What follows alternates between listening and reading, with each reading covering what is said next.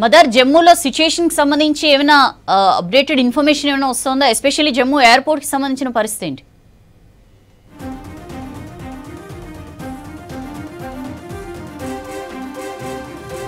Jammu airport ని target గా చేసుకొని వాటిపైనే మిసైల్స్ తోటి కావచ్చు, డ్రోన్లతోటి కానీ దాడులు అనేది కూడా చేస్తూ ఉన్నారు.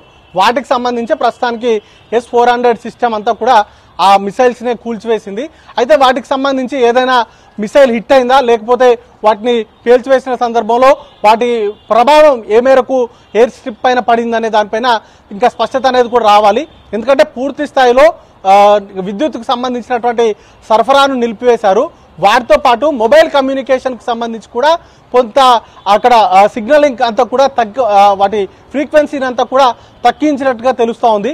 కాబట్టి అక్కడి నుంచి కొంత సమాచారం అనేది కూడా రావట్లేదు. పూర్తి స్థాయిలో ఇవన్నీ కూడా సార్ట్అవుట్ అయిన తర్వాతనే అక్కడ ఉన్నటువంటి వాస్తవ పరిస్థితుల పైన ఒక అంచనాకు వచ్చేటువంటి అవకాశం ఉంటుంది. కానీ ఎయిర్ స్ట్రైక్ సంబంధించి పూర్తి స్థాయిలో మిసైల్స్ తోటి, డ్రోన్లతోటి దాడులు అనేది కూడా చేస్తూ ఉన్నారు. కాబట్టి వాటిని మన S-400 సుదర్శన్ చక్ర లాంటి డిఫెన్స్ సిస్టమ్ ఏ మేరకు ఆపగలుగుతుంది, వాటికి సంబంధించినటువంటి సామర్థ్యానికి సంబంధించే ఒక క్వశ్చన్ అనేది కూడా ఉంది. అది సక్సెస్ఫుల్ గా వాటిని గాల్లోనే పేల్చివేయగలిగినట్లయితే ఖచ్చితంగా ఎలాంటి ప్రమాదం కూడా ఉండేటువంటి అవకాశాలు చాలా తక్కువ ఉంటాయి. ఎందుకంటే ఈరోజు ఉదయం కూడా చాలా ప్రాంతాల్లో 15 ప్రాంతాలను టార్గెట్ గా చేసుకొని పాకిస్తాన్ సంబంధించినటువంటి మిసైల్స్ తో దాడి జరిగింది. వాటన్నిటిని కూడా భారత్ సక్సెస్ఫుల్ గా వాటిని గాల్లోనే పేల్చివేసింది. ఇప్పుడు కానీ ఒకటే ప్రాంతాన్ని టార్గెట్ గా చేసుకొని మిసైల్స్ తోటి అలాగే డ్రోన్లతోటి కూడా దాడి అనేది కూడా చేస్తున్నారు. కాబట్టి వాటికి సంబంధించి డిఫెన్స్ కి సంబంధించినటువంటి వ్యవస్థ పూర్తిగా వాటిని అడ్డుకునేటువంటి దానిపైన ఉంది. కాబట్టి పూర్తి స్థాయిలో ఇంకా సమాచారం అనేది కూడా రావాల్సి ఉంది. బట్ ఓవరాల్ సిచ్యువేషన్ కి సంబంధించి శాటిలైట్ కమ్యూనికేషన్స్ కావచ్చు, ఇవన్నీ కూడా హై అండ్ ఎక్విప్మెంట్స్ అనేది కూడా ఉంది. గవర్నమెంట్కి సంబంధించినటువంటి వ్యవస్థలకు సమాచారం రావడం కావచ్చు, లేకపోతే వాటికి సంబంధించి సూచనలు చేయడం, వాటికి సంబంధించి ఆర్డర్లు ఇవ్వడానికి సంబంధించి పూర్తి స్థాయిలో శాటిలైట్ కమ్యూనికేషన్ అనేది ఉంటుంది. బట్ అక్కడ ఉన్నటువంటి వాస్తవ పరిస్థితులు, అక్కడ ఉన్నటువంటి మీడియాకు సంబంధించినటువంటి కమ్యూనికేషన్స్ కావచ్చు, ఇవన్నీ కూడా నార్మల్ మొబైల్ కమ్యూనికేషన్ పైన పూర్తిగా ఆధారపడి ఉంటుంది. కాబట్టి సామాన్య ప్రజలు కానీ వీళ్ళంతా కూడా నార్మల్ మొబైల్ కమ్యూనికేషన్ మీదే ఎక్కువగా ఆధారపడి ఉంటారు. వాటికి సంబంధించినటువంటి ఏ మేరకు జమ్మూ కాశ్మీర్లో దానికి సంబంధించి ఇప్పుడు పాకిస్తాన్ చేస్తున్నటువంటి దాడికి సంబంధించి ఎంత మేరకు నష్టం జరుగుతుంది, లేకపోతే వాటిని ఎలాంటి నష్టం జరిగిందా అనే దానిపైన మాత్రం ఒక స్పష్టత అనేది కూడా రావాల్సి ఉంది. కానీ భారత్ మాత్రం పూర్తి స్థాయి సన్నద్ధంగా ఉంది. ఇప్పటికే సైన్యానికి సంబంధించిన అదనపు మోహరింపులు కావచ్చు, వీటన్నిటిని కూడా పూర్తి స్థాయిలో చేసింది.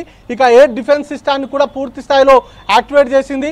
వాటికి ఉన్నటువంటి గతంలో పనిచేసినటువంటి తీరు కావచ్చు, లేకపోతే ఇప్పటి వరకు ఉన్నటువంటి వ్యవస్థ అంతా కూడా పాకిస్తాన్ కాదు గగనతలం నుంచి ఎనీ ఆబ్జెక్ట్ మన దేశం వైపుగా అనుమానితంగా వచ్చినట్లయితే వాటిని అడ్డుకునేటువంటి శక్తి సామర్థ్యాలు పూర్తిగా మనకున్నటువంటి వ్యవస్థకు ఉంది. డిఫెన్స్ వ్యవస్థకు పూర్తి స్థాయిలో ఉంది. వాటిని ఖచ్చితంగా మిసైల్స్ని కానీ లేకపోతే డ్రోన్లతోటి పాకిస్తాన్ చేసేటువంటి దాడులను ఖచ్చితంగా అడ్డుకుంటాయి. వాటికి సంబంధించినటువంటి ఆ దిశగానే భారత్ అన్ని ఏర్పాట్లను అనేది కూడా ముందస్తుగానే చేస్తున్నారు. చాలా రోజుల నుంచి కూడా సరిహద్దుల వెంబడి ఈ డిఫెన్స్ సిస్టాన్ని ఇంప్లాంట్ చేయడం, వాటిని అక్కడికి ఇన్స్టాలేషన్ చేయడం, వీటన్నింటిపైన కూడా ఫోకస్ చేశారు.